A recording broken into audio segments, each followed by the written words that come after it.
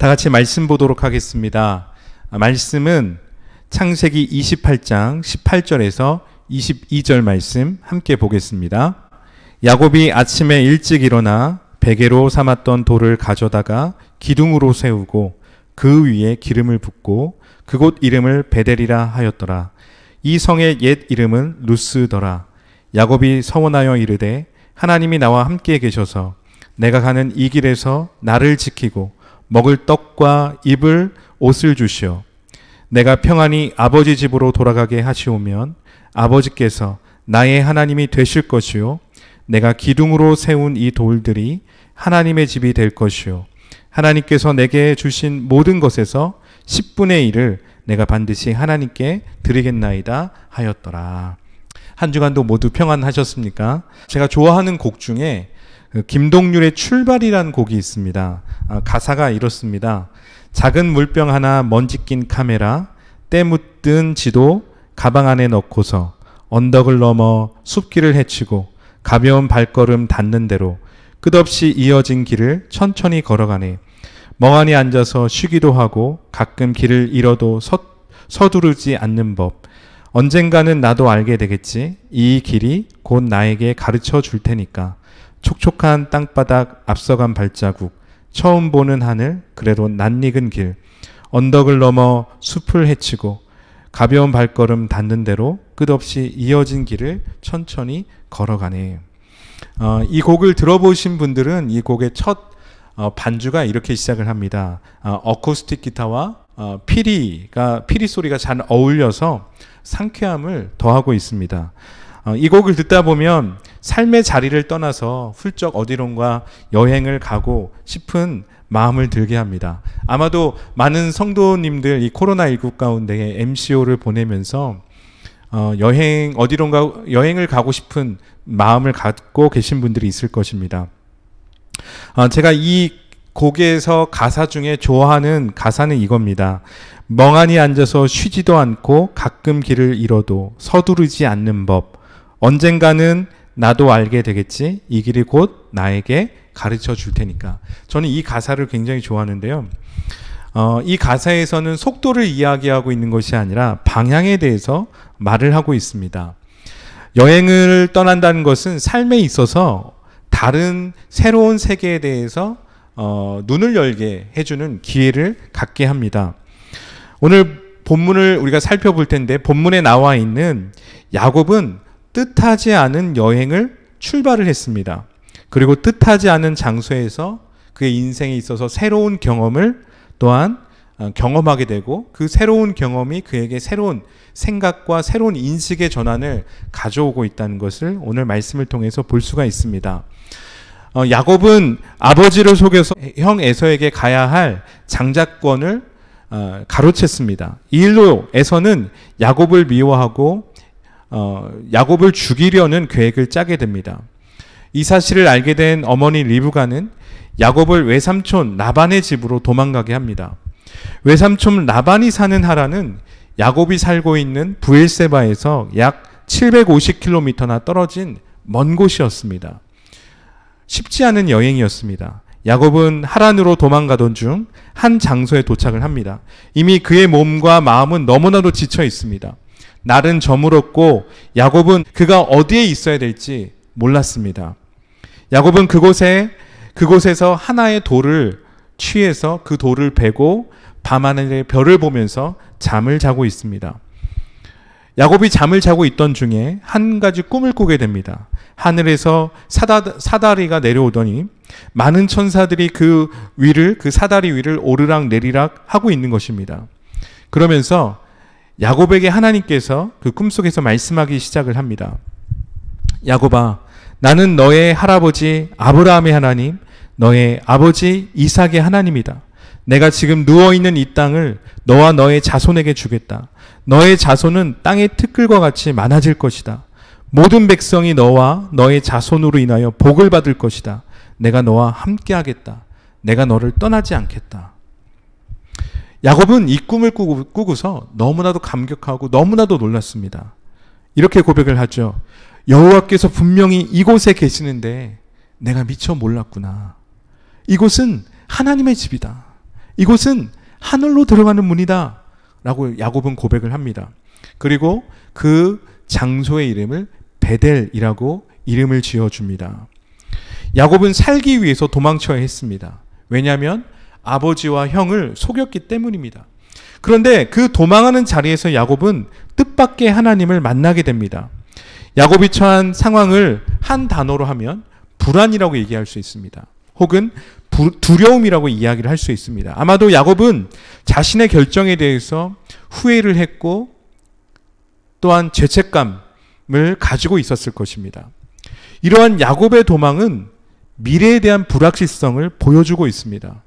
어쩔 수 없이 살기 위해서 도망가는 여행은 야곱의 여행이었다는 거죠. 그것이 그 불안과 그 두려움이 야곱의 여행의 시작이었다는 것입니다. 야곱이 도망가는 하란은 한 번도 가본 적이 없는 곳입니다. 게다가 외삼촌 라반도 야곱은 한 번도 만난 적이 없는 사람입니다. 모든 것이 낯선 상황입니다. 앞으로 자신의 일에 어떠한 일이 일어날지 모르죠. 어떠한 계획도 세울 수 없는 상황이죠. 한마디로 막막한 상황입니다. 불안과 두려움 그 자체였다는 거죠. 지금 야곱은 홀로 있습니다. 외로움 자체에 있다는 거죠. 광야에서 이름도 모르는 한 곳에 야곱이 도착했습니다. 너무나도 피곤했기 때문에 야곱은 그 어딘지도 모르는 그곳에서 잠을 잘 수밖에 없었습니다. 저는 대학교 때 집으로 가는 고속버스를 한번 놓친 적이 있습니다. 그래서 강릉 고속버스 터미널에 근처에 있는 한 지하 상가의 그 건물의 지하 계단에 들어가서 잠을 자본 적이 있습니다. 여름이었기 때문에 너무나도 무더웠고 모기에 정말 많이 물렸습니다. 계단 한 구석에서 자고 있는데 한 취객이 저에게 시비를 걸어왔습니다. 여러분 잘 자다가 누군가 깨우면 그 기분 아시죠? 그 느낌 아니까, 그렇죠? 별로 기분이 좋지 않습니다. 몸은 피곤하고 그런 와중에서 정말 그 여름밤, 한여름밤에 밤을 그 건물의 계단에서 보낸 적이 있습니다. 그래도 그 다음날 새벽에 편의점에서 먹었던 컵라면이 아직도 기억에 많이 남습니다. 지금 야곱의 상황은 절망적인 상황 그 자체입니다. 어쩌면 요즘에 말하는 것처럼 이번 생은 망했다라고 야곱은 말할 수가 있겠습니다. 그런데 야곱은 그 절망의 자리에서 하나님을 만남으로 절망의 자리가 소망의 자리로 변하는 장소가 되었다는 것입니다. 야곱이 살던 동네가 브엘세바죠. 야곱이 브엘세바를 떠나서 하란으로 가다가 말씀을 보니까 한 곳에 이르렀다라고 말씀하고 있습니다. 11절을 보게 되면 야곱이 어딘지 모르는 그 장소, 야곱이 도착한 그 장소를 11절 한 구절에서 4번에 걸쳐서 다른 표현으로 이야기를 하고 있습니다. 한 곳에 이르러는 해가 진지라. 거기서 유숙하려고 그곳에 한 돌을 가져다가 베개를 삼고 거기서 누워 자더니, 처음 야곱이 그곳에 도착했을 때는 그곳의 이름을 몰랐습니다. 오늘 성경도 한 곳이라고 이야기를 하고 있고 거기라고 이야기를 하고 있습니다. 그곳이라고 이야기를 하고 있습니다. 이름이 없죠. 그런데 그곳에서 야곱이 하나님을 만나는 경험을 했습니다. 그리고 그 장소의 이름을 하나님의 성전이란 뜻의 베델이란 이름을 야곱이 지어주게 됩니다. 하나님을 만나기 이전에는 그곳은 이름이 없었습니다. 의미도 없는 장소였습니다. 그런데 하나님을 만난 후에 그곳은 하나님을 예배하는 장소가 되었다는 거죠. 우리 인생에 있어서 절망이 무엇일까요? 그것은 나는 누구이며 어디로 가는가, 이것을 모르는 것일 것입니다. 아마도 많은 분들이 철학적인 질문입니다 라고 생각을 할 수 있죠. 하지만 나는 누구이며 어디로 가는가, 이 질문은 우리가 살아있는 동안에 꼭 한 번은 반드시 우리가 이 질문에 답을 해야 하는 질문이라는 겁니다. 야곱이 그랬습니다. 도대체 내가 뭘 하는 거지? 나는 누구지? 여기는 어디지? 나는 누구? 여기는 어디? 내가 여기에 왜 왔지? 이 질문을 할 때, 이 질문을 하고 있는 우리들, 많은 사람들은 불안하고 긴장 속에 있다는 겁니다. 불안과 긴장감이 있는 인생은 피곤할 수밖에 없습니다. 그 피곤한 가운데에 불안 속에 있고 긴장 속에 있는 야곱에게 하나님께서 찾아오신 것입니다. 이전에 야곱은 단지 지식으로만 하나님을 알았습니다. 아마도 야곱은 어린 시절부터 아버지 이삭과 리브가로부터 하나님에 대한 약속에 대한 이야기를 들었을 것입니다. 야곱을 앉혀놓고 야곱아 있잖니, 하나님은 할아버지 아브라함을 부르셨어. 그리고 할아버지 아브라함에게 내가 너로 모든 민족을 축복하겠다, 너는 복이 될 것이다 라고 약속하셨지. 야곱아 있잖니, 아버지 이삭은 나는 말이야, 나 때는 말이야, 하나님 앞에 제물로 드려질 뻔했다. 이러한 야곱과 이러한 아브라함과 이삭이 하나님을 경험한 이야기는 그들이 경험한 생생한 이야기였습니다. 하지만 야곱은 하나님을 경험한 적이 없다는 거예요. 우리가 소설을 읽거나 아니면 영화나 드라마를 볼 때에 가끔 감정이입이 될 때가 있습니다. 저도 드라마를 보거나 영화를 볼 때 보면 슬픈 스토리를 보다 보면 저도 모르게 눈물을 흘리고 있습니다. 아이도 모르게, 남편도 모르게, 아이도 모르고 아내도 모르게 휴지를 갖다 놓고 눈물을 흠칫흠칫 그렇게 흘리는 경우가 있습니다. 여러분, 우리가 책과 영화를 보거나 드라마에서 나오는 주인공의 처지 때문에, 그 슬픈 처지 때문에 내 인생 왜 이럴까? 내 인생 왜 이럴까? 라고 심각하게 고민해 본 적 있으십니까? 아마도 그런 분들은 거의 없을 겁니다. 왜냐하면 소설이나 영화 그리고 드라마는 단지 이야기로 설정되어 있기 때문이죠. 나와 전혀 상관없는 이야기입니다. 마찬가지죠. 야곱이 하나님에 대한 이야기를 들었죠. 할아버지에 대한 이야기, 할아버지 아브라함이 경험한 하나님, 자신의 아버지 어머니가 경험한 하나님에 대한 이야기. 그러나 야곱에게 그 이야기는 그들의 이야기였습니다. 이야기 속에 있는 하나의 하나님이었습니다. 야곱과는 상관없는 분이었습니다. 야곱에게 하나님은 단지 아브라함과 이삭의 하나님이었지 나의 하나님은 아니었습니다. 그래서 야곱이 형 에서를 속이고 빼앗은 그 장자권은 어쩌면 야곱에게는 자신의 욕망, 욕심을 채우려고 하는 도구에 불과했을 것입니다. 야곱은 장자권으로 주어지는 물질적인 축복에는 관심이 있었죠. 하지만 그 속에 들어있는, 장자권이 가지고 있는 그 속에 숨겨져 있는 하나님의 그 놀라운 계획에 대해서는 야곱은 몰랐을 것이에요. 그 하나님의 구원의 계획에 대해서 야곱은 관심이 없었을 것입니다. 왜냐하면 하나님을 몰랐기 때문입니다. 그래서 야곱은 자신이 일단 살아야 하니까, 살고 싶으니까, 그리고 너가 살려면 도망가라 라고 하니까 야곱은 무섭고 불안하지만 무작정 여행을 떠난 것입니다. 무작정 도망을 간 것입니다. 야곱의 인생에 있어서 최대의 위기를 만난 거죠.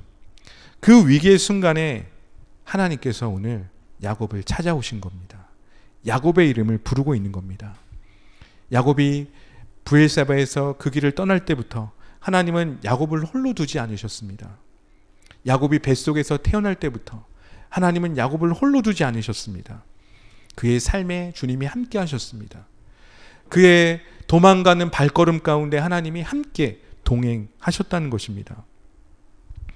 우리가 무언가 보이지 않을 때, 무언가 확실하지 않을 때 우리는 이렇게 정의를 합니다. 없다. 알 수 없다. 라고 정의를 내립니다. 어쩌면 우리도 하나님에 대해서 마찬가지일 겁니다. 우리 삶 속에 하나님이 보이지 않기 때문에, 하나님이 나한테 뭐라 말씀하시지 않기 때문에 내가 신앙을 가지고 있지만, 교회를 다니고 있지만 어쩌면 우리는 하나님에 대해서 없다라고 정의를 가지고 있는 분들이 있을 것입니다. 여러분, 하나님이 보이지 않는다고 해서 하나님은 존재하지 않는 것이 아닙니다. 그렇다면 여러분, 우리가 언제 하나님을 볼 수 있겠습니까? 마태복음 5장 3절과 8절에 있는 말씀 함께 보겠습니다. 심령이 가난한 자는 복이 있나니 천국이 그들의 것이며, 마음이 청결한 자는 복이 있나니 그들이 하나님을 볼 것이며 라고 말씀하고 있습니다. 언제 하나님을 볼 수 있습니까? 성경은 마음에 가난함이 생길 때 하나님을 보게 된다라고 말씀하고 있습니다. 심령이 가난할 때 천국을 소유한다라고 말씀하고 있습니다. 마음이 청결하다는 뜻은 하나님을 내 안에서 경험한다. 마음이 청결하다는 뜻은 하나님의 사랑을 내 안에서 느낀다라는 뜻입니다. 세상의 욕심과 자랑, 소유욕, 그리고 악한 마음을 가지고 사는 것은 그 자체가 지옥입니다. 마음의 청결함은 이러한 세상의 생각들을 버리게 합니다. 그 비워진 마음에 하나님의 사랑으로 채워지는 것입니다. 즉 하나님의 말씀과 기도로 우리의 마음이 새롭게 되어질 수 있습니다. 오늘 야곱은 그의 마음이 가난했습니다. 무엇인지 몰라도 그는 간절했습니다. 그의 삶의 처지를 보면서 원망이 있었습니다. 하지만 그 원망이 야곱에게는 기도가 되었다는 것입니다. 야곱과 같은 상황을 만난 분들 중에 하나님은 나와 상관없는 분이라고 생각하는 분들이 있을 것입니다. 또 하나님을 원망하고 싶은 분들도 있을 것입니다. 왜 내가 여기에 지금 있어야 하고, 왜 내가 이 고생을 해야 하고, 왜 내 인생은 꼬이기만 하지? 란 질문을 갖고 있을 것입니다. 인생을 부정적으로만 생각하는 분들도 있을 것입니다. 그런데 여러분, 하나님은 이미 우리 곁에 계신 분이라는 겁니다. 하나님은 우리가 생각하는 그 부정적인, 우리 인생을 부정적으로만 생각하는 그 생각 속에 하나님은 이미 들어와 계시다는 거죠. 단지 눈에 보이지 않을 뿐이라는 겁니다. 우리에게 불안과 두려움 그리고 원망이 있다는 것은 간절함이 있다는 뜻입니다. 뭔가 꼬인 인생을 정말 풀고 싶은 간절함이 있다는 거죠. 오늘 성경은 우리들에게 야곱의 인생을 통하여서 그 간절함이 기도가 되어야 한다라고 말씀하고 있는 것입니다. 야곱은 이름도 모르는 장소에서 딱딱한 돌을 베고서 밤하늘의 별을 보면서 외로움과 원망 속에서 잠을 청하고 있습니다. 그 감정이 얼마나 슬펐을까요? 그 자신을 생각할 때 얼마나 서글펐을까요? 여러분, 사람이 그러한 서글픔을 느낄 때, 홀로 그러한 감정을 느낄 때 나오는 한 가지 반응이 있습니다. 무엇입니까? 눈물입니다. 아마도 이런 경험이 있으신 분들이 있지 않습니까? 아이에게 보여주지 못하는 눈물, 남편에게 보여주지 못했던 눈물, 아내에게 보여주지 못했던 눈물, 그리고 부모님에게 보여주지 못했던 그 눈물을 흘린 적이 있지 않습니까? 영적 훈련의 관점에서 눈물은 두 가지의 영적인 의미를 가지고 있습니다. 첫 번째는 하나님의 계약에서 끊어진 부정적인 의미의 눈물입니다. 자신의 죄로 인한 눈물, 고통으로 인한 눈물이라고 이야기할 수 있습니다. 두 번째는 희망으로 가득 찬 긍정적인 눈물이 있습니다. 이것은 즐거운 슬픔입니다. 단순한 슬픔이 아니라 뉘우침과 통회를 통한 하나님의 선하심과 사랑을 확신하는 것으로부터 오는 슬픔이라는 거예요. 기쁜 슬픔이죠. 이러한 슬픔은 우리의 마음을 깨끗하게 하고 하나님을 향해서 거룩함을 향한 눈물을 흘리게 한다는 것입니다. 감격의 눈물을 흘리게 한다는 것입니다. 누가복음 6장 21절에선 이렇게 말씀합니다. 지금 우는 자는 복이 있나니 너희가 웃을 것이며. 여러분, 지금 우리가 어떠한 눈물을 흘리고 있습니까? 야곱은 자신의 삶을 처량하게 느끼게 하는 생각하게 하는 그런 눈물과 또한 지난 날에 대한 후회와 회개의 눈물이 있었을 것입니다. 여러분, 이때 우리가 그러한 눈물을 흘릴 때 우리는 보이지 않는 하나님을 만나게 된다는 것입니다. 간절함이 생긴다는 거죠. 나의 힘으로 할 수 없음을 깨닫고 하나님의 도우심을 구하게 된다는 것입니다. 이것이 무엇입니까? 기도라는 거예요. 우리가 하나님께 기도할 수 있다는 것은 우리의 인생의 방향을 바꾸는 일입니다. 놀라운 일입니다. 사랑하는 성도 여러분, 절망의 베개, 위기의 베개를 베고 있지는 않습니까? 원망이 섞여 있는 그 간절함을 기도로 바꾸시기를 바랍니다. 그렇다면 지금 내가 서 있는 자리는 인생의 방향 전환이 일어나는 축복의 자리가 될 것입니다. 이제 야곱은 영적인 눈이 열렸습니다. 야곱은 꿈속에서 하늘 끝까지 서 있는 사닥다리를 보았습니다. 천사들의 무리가 그 위에서 오르락 내리락 하고 있습니다. 야곱이 누구를 본 겁니까? 하나님을 보게 된 것입니다. 그렇습니다. 간절함이 변하여서 기도가 될 때 우리는 하나님을 만나게 된다는 것입니다. 지금 우십니까? 그 울음 속에 우리는 하나님을 보게 될 것입니다. 우리는 웃게 될 것입니다. 마음에 가난함이 있습니까? 우리는 천국을 소유하게 될 것입니다. 자, 그래서 창세기 28장 16절에서 이렇게 얘기합니다. 여호와께서 과연 여기 계시거늘 내가 알지 못하였도다. 이곳이 다름 아닌 하나님의 집이요 이는 하늘의 문이다. 오늘 야곱은 그 하나님을 만나고 나서 너무나도 감격하고 있다는 거예요. 이 야곱의 사닥다리 꿈은 실로 놀라운 광경이었습니다. 야곱은 돌베개를 잔 장소를 베델이라고 이름을 지었습니다. 베델은 하나님의 집, 하늘의 문이란 뜻이죠. 이 장소는 야곱이 하나님을 만나기 전에는 단지 이름 모를 장소였습니다. 하나님을 만난 야곱은 자기가 베고 잤던 돌을 가지고 이제 단을 쌓고 그것에 기름을 붓습니다. 야곱은 그 장소를 거룩한 장소로 구별했다는 것입니다. 여러분, 이 의미가 어떤 의미일까요? 요한복음 1장 49절에서 51절에 있는 말씀을 보겠습니다. 나다나엘이 대답하되 랍비여 당신은 하나님의 아들이시오 당신은 이스라엘의 임금이로소이다. 예수께서 대답하여 이르시되 내가 너를 무화과 나무 아래서 보았다 하므로 믿느냐? 이보다 더 큰 일을 보리라. 또 이르시되 진실로 진실로 너에게 이르노니 하늘이 열리고 하늘의 사자들이 인자 위에 오르락 내리락 하는 것을 보리라 하시니라. 이 나다나엘은 예수님의 12제자 중에 바돌로메입니다. 이 나다나엘이 예수님을 만난 이야기입니다.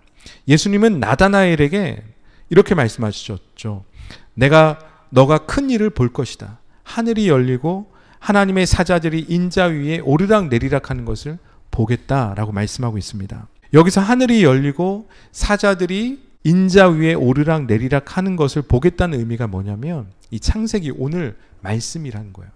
야곱이 본 사다리의 꿈을 의미를 하고 있다는 겁니다. 하늘이 열린다는 것은 하나님과 인간이 교제하게 되었음을 보여주고 있습니다. 여러분, 하나님과 인간이 어떻게 교제할 수 있습니까? 그것을 연결해 주신 분이 누굽니까? 예수 그리스도라는 거죠. 예수님은 육신의 몸을 입고 이 땅에 오셔서 우리에게 하나님을 보여주셨습니다. 그것이 하나님 나라의 가르침들이었고 또한 예수님께서 행하신 많은 기적들이었습니다. 그리고 예수님은 십자가를 지시고 죽으시고 부활하심을 통해서 우리와 하나님을 연결해주는 중간자 역할, 다리 역할을 해주셨다는 것입니다. 예수님은 우리와 하나님을 연결해 주시는 분이십니다. 그래서 예수님은 우리의 중보자가 되시는 겁니다. 바로 야곱의 꿈에 나타난 사닥다리가 의미하는 바가 무엇입니까? 예수님을 상징하고 있다는 겁니다. 이제 야곱은 이름 모를 장소에서 자신의 하나님을 만났습니다. 나다나엘은 예수님을 이스라엘의 하나님의 아들이고 이스라엘의 임금이라고 고백했습니다. 이 말은 메시아라고 고백을 했다는 것입니다. 어떤 의미입니까? 오늘 이제 야곱은 자신의 하나님을 만났어요. 나다나엘도 자신의 하나님을 만났습니다. 단절된 하나님과 연결되었다는 것이죠. 여러분, 와이파이 신호가 들어오기 시작한 것입니다. 이 얼마나 감격스러운 일입니까? 와이파이 그 신호를 찾아서 이리저리 다녀보신 분들은 아실 거예요. 그 와이파이가 연결됐을 때, 링크가 됐을 때 얼마나 기쁘겠습니까? 마찬가지죠. 감격스러운 것입니다. 야곱은 하나님을 만난 감격을 이렇게 표현하고 있습니다. 여호와 하나님이 나의 하나님이시다 라고 자신만의 신앙 고백을 하고 있다는 겁니다. 이제 이름 모를 장소는 하나님을 위한 구별된 장소가 됩니다. 하나님을 예배하는 집, 즉 성전의 의미를 갖게 됩니다. 하나님과 소통할 수 있는 장소, 하나님과 교제할 수 있는 장소가 됩니다. 우리가 삶을 살아가는 삶의 현장은 고단함이 있고 불안과 스트레스가 넘치는 곳입니다. 매일매일 영적인 전투가 벌어지고 있습니다. 그래서 그 속에서 말씀대로 살아가는 것이 쉽지 않습니다. 나에게 쉽지 않은 장소에 하나님은 찾아오셔서 나를 만나 주셨습니다. 여러분, 그러할 때 어떤 일들이 우리들에게 일어날까요? 예배가 일어난다는 것입니다. 야곱은 잠에서 깬 후에 자신이 잠을 청한 자리에 돌기둥을 세우고 기름을 부었습니다. 그곳을 하나님을 예배하는 장소로 만들었다는 것입니다. 예배는 하나님을 만나는 것이요, 또한 하나님의 일들을 기억하는 것입니다. 오늘 야곱이 기름을 부었죠. 그 기름이 다른 성경에서는 올리브 기름이라고 표현이 되어져 있습니다. 그 당시에 올리브 기름은 사막을 여행하는 사람들에게 구급약이었습니다. 귀한 것이었습니다. 야곱은 남은 여정이 있습니다. 남은 여정을 위해서 반드시 필요한 것은 구급약이었어요. 야곱에게 중요한 것이었습니다. 그런데 야곱이 그 귀한 것을 풀어서 기름을 부었습니다. 여러분, 이것이 의미하는 것은 이 장소를 거룩한 장소로 하나님께 드리겠습니다 라고 고백한 것입니다. 사실 야곱에게는 그 자리가 어떠한 자리입니까? 고단한 여행 중에 잠시 잠을 청하는 아무런 의미가 없는 장소였습니다. 아마도 야곱 말고도 수많은 사람들이 그 자리에서 여행 중에 잠을 잤을지도 모르겠습니다. 하지만 그 의미 없는 자리가 야곱의 인생에 큰 의미를 갖는 것은 무엇입니까? 바로 그 자리는 하나님을 만나는 자리였기 때문이었다는 것이죠. 여러분, 그렇습니다. 우리 각자의 자리에 여러분 기름을 부으시길 바랍니다. 왜 그렇습니까? 내가 있는 자리는 하나님이 나를 만나 주시는 의미 있는 장소이기 때문입니다. 그것을 얇은 장소라고 얘기를 합니다. thin place라고 얘기를 합니다. thin place란 어떤 의미냐면 하나님과 나와의 관계를 가깝게 느껴지는 때와 장소를 가리킵니다. 영국의 그 스코틀랜드에 가면 그 켈틱 수도원이 있는데 그곳에 있는 사람들은 어떠한 시간, 어떠한 장소에 가면 하나님과 사람과의 거리가 아주 가까워진다라고 생각을 했습니다. 그곳에 가면 하나님과의 관계가 아주 가깝게 얇아졌기 때문에 하나님의 말씀을 들을 수 있고 하나님을 만날 수 있다라고 생각을 했습니다. 그것을 thin place, 얇은 장소라고 불렀다는 것입니다. 사랑하는 성도 여러분, 우리에게 얇은 장소는 어디입니까? 우리에게 thin place는 어디입니까? 지금 내가 서 있는 자리가 그 thin place, 얇은 장소라는 겁니다. 하나님은 어디에도 장소에 제한을 받는 분이 아니십니다. 하나님 지금 내가 있는 자리에 함께하고 있는 분이십니다. 내가 있는 자리에서 하나님을 만나는 은혜가 있기를 바랍니다. 자, 그렇다면 내가 있는 자리가 하나님을 만나는 장소가 된다라면 우리에게 주어지는 변화가 무엇이 있겠습니까? 첫째는 성경은 나와 연결이 된다는 것입니다. 야곱이 태어날 때 그의 부모인 이삭과 리브가는 큰 자가 어린 자를 섬기겠다라고 하나님의 약속을 받았습니다. 그것은 부모인 이삭과 리브가에게 하나님께서 주신 그들의 약속이었습니다. 야곱은 이것이 자신과는 상관이 없다라고 생각했죠. 야곱은 단지 형이 가진 장자권을 갖고 싶었고 또 형을 시기했고 질투했습니다. 그것 때문에 지금 야곱은 도망자 신세가 되었다는 것입니다. 하지만 이 의미 없는 장소에서 하나님은 야곱을 만나 주십니다. 이제 하나님의 약속은 남의 것이 아니라 야곱에게 있어서 자신의 것이 된 것입니다. 창세기 28장 13절과 15절 말씀 함께 읽겠습니다. 또 본즉 여호와께서 그 위에 서서 이르되 나는 여호와니 너의 조부 아브라함의 하나님이요 이삭의 하나님이라. 내가 누워있는 땅을 내가 너와 내 자손에게 주리니 내 자손이 땅의 티끌과 같이 되어 내가 서쪽과 동쪽과 북쪽과 남쪽으로 퍼져갈지며 땅의 모든 족속이 너와 내 자손으로 말미암아 복을 받으리라. 내가 너와 함께 있어 내가 어디로 가든지 너를 지키며 너를 이끌어 이 땅으로 돌아오게 할지라. 내가 내게 허락한 것을 다 이루기까지 너를 떠나지 아니하니라 하신지라. 오늘 하나님이 우리들에게 주시는 하나님의 약속입니다. 야곱은 하나님께서 아브라함과 이삭에게 하신 약속이 자신에게 주어진 것이라는 생각의 전환이 일어났다는 것입니다. 하나님을 만나기 이전에는 성경에 쓰여진 이야기가 나와 상관이 없었어요. 그냥 신화와 같은 이야기였습니다. 성경보다 만화책을 읽는 것이 더 즐거웠고 영웅문을 읽는 것이 더 즐거웠습니다. 일반 가요를 들으면 더 흥이 났습니다. 그런데 하나님을 만나면 성경은 나와 깊은 연관이 되어지게 됩니다. 성경의 이야기는 이제 더 이상 그들의 이야기가 아니라 바로 나의 이야기가 된다는 것이죠.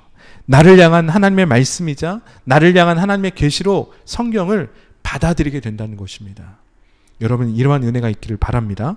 두 번째는 미래의 소망이 생깁니다. 아직 야곱은 하란에 도착을 하려면 갈 길이 남았습니다. 집을 출발해서 베델까지 오는 여정은 절망과 이유를 모르고 그냥 걸어온 길이었습니다. 지금의 어려운 상황을 모면하기 위한 길이었습니다. 하지만 야곱에게 있어서 베델에서 하나님이 나의 하나님이 된 경험은 야곱이 살아갈 이유를 발견했다는 것입니다. 이제 야곱은 조상들에게 하신 너를 인해서 모든 민족이 복을 얻을 것이다라는 그 축복이 자신의 삶 속에 이루어질 것을 갈망하는 마음이 생겼다는 것입니다. 미래의 소망은 우리 삶 속에 열정을 가져옵니다. 지금 야곱에게는 그러한 열정이 생겼다는 거예요. 왜 그렇습니까? 하나님이 나의 하나님이시기 때문에. 하나님은 우리의 삶의 이유가 되시는 분이십니다. 세 번째, 변화의 과정이란 여행에 참여하게 한다는 것입니다. 성경은 야곱의 삶을 한 단어로 정리하면 속임수라고 우리가 정리를 할 수 있겠습니다. 남을 속인다는 것은 하나님의 뜻이 아닙니다. 그렇게 볼 때 야곱은 악한 사람이라고 이야기를 할 수 있습니다. 그런데 오늘 하나님께서는 그 악한 사람을 부르셨습니다. 그 악한 사람을 선택하셨고 그를 축복하고 있습니다. 하나님께서 그 악한 사람을 만나주시고 있습니다. 야곱은 어떠한 사람일까요? 선도 있고 악을 다 가진 사람이라는 거죠. 여러분, 중요한 것은 무엇이겠습니까? 야곱이 하나님을 만남으로 그의 삶은 하나님을 향한 삶이 되었다는 것입니다. 이것을 하나님께서는 귀하게 여기셨다는 거예요. 야곱은 하나님을 향해서 믿음의 반응을 했다는 것입니다. 여러분, 우리 모두에겐 연약함이 있습니다. 다 감추고 싶은 이야기가 있죠. 다 감추고 싶은 과거가 있습니다. 아픔이 있습니다. 흑역사가 있습니다. 이것을 우리가 한마디로 이야기하면 연약함이라고 얘기할 수 있습니다. 하지만 이 연약함을 가지고 마음을 돌이켜 하나님을 찾을 때 하나님은 우리를 변화시키신다는 것입니다. 하나님을 향해서 마음을 돌이키시겠습니까? 그렇다면 변화의 과정은 시작이 된 것입니다. 사랑하는 성도 여러분, 이제 중요한 것은 하나님의 약속을 붙잡고 믿음의 여정을 가는 것입니다. 어쩌면 우리 믿음의 여정은 야곱과 같이 막막할 수 있습니다. 가야 할 여정이 여전히 많이 남아 있습니다. 하지만 우리가 하나님을 만나면, 하나님이 나의 하나님이 되는 그 경험을 하게 되면 우리의 삶은 이전에 걸어왔던 삶하고는 전혀 다른 삶을 살게 된다는 거죠. 우리의 믿음의 발걸음은 가볍다는 거죠. 왜 그렇습니까? 하나님이 나의 하나님이시기 때문이라는 겁니다. 사랑하는 성도 여러분, 이 한 주간 나의 삶 속에 하나님이 나의 하나님이 되심을 경험하는 일들이 있기를 바랍니다. 베델의 하나님을 만나는 시간으로 만드시길 바랍니다. 이 시간을 thin place, 얇은 장소로 한번 만들어 보시지 않겠습니까? 그럴 때 이 한 주간 나를 찾아오시는 하나님을 경험하는 놀라운 은혜를 경험하게 될 것입니다. 성도 모든 분들을 예수 그리스도의 이름으로 축복합니다. 함께 기도하겠습니다. 사랑과 은혜가 풍성하신 아버지 하나님, 감사합니다. 오늘 우리를 찾아오신 하나님, 우리의 연약함 속에 나의 하나님이 되어 주시기로 결정하신 하나님, 나를 만나 주시기로 결정하신 하나님, 나를 기다려 주신 하나님, 오늘 주님 앞에 우리가 믿음으로 반응하게 하여 주옵소서. 하나님과 나의 삶이 연결되어지는 삶을 살게 하여 주옵소서. 하나님, 나의 삶을 축복하여 주옵소서. 그래서 나의 삶의 장소가 하나님을 만나는 thin place, 얇은 장소가 되어줄 수 있도록 주님이 함께하여 주옵소서. 하나님, 특별히 이 코로나19 속에서 우리의 마음 속에서 하나님 마음을 잡지 못하는 여러 가지 것들이 있습니다. 불안이 있고 또한 두려움도 있습니다. 하나님, 그 속에 하나님이 우리와 함께 하심을 다시 한번 경험할 수 있도록 인도하여 주옵소서. 새 힘으로 주님 함께하여 주옵소서. 우리 삶에 정말 주님으로 인해서 놀라운 축복을 경험하는 삶을 살게 하여 주옵소서. 예수님의 이름으로 기도합니다. 아멘.